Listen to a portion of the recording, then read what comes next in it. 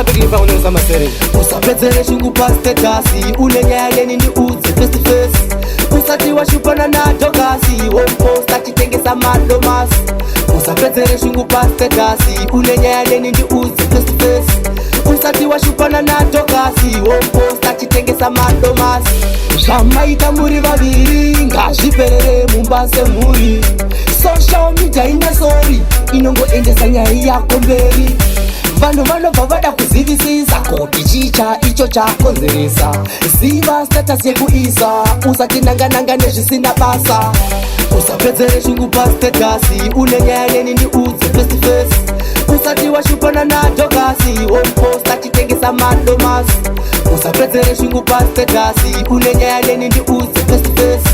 Usati washupana na tokasi, womposta chitengesa madomas. Unenda uchida kufadzani, zvaunomukira kuposta makuseni. Zvinhu zvakaitika kudhebheni, unonzwazvo kudira kulandani. Funga usati waposta, because unokomendwa fasta. Hawamire kukuwanzira marasta, waposta zvinhu zvechigangsta. Usapedzere shungu pa statasi, unenyaya neni ndi udze face to face. Usati washupana na tokasi, womposta chitengesa madomas. Usapedzere shungu pa statasi, unenyaya neni ndi udze face to face. Usati washupana na tokasi, womposta chitengesa madomas. Use your brain in order to reduce your pain. Posting bad things, what do you gain? Because people will just listen. Hero irozigwara, rinozviedza zimunhu rakangwara. Pasi rose rakatoongorora, hunhu hwaro hwakaora. Sasa kumeta. Usapedzere shungu pa statasi, unenyaya neni ndi udze face to face.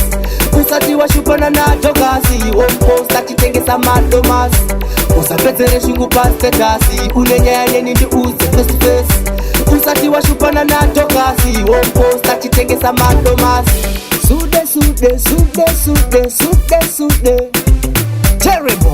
Terrible. Masa bigli pa unaweza masere.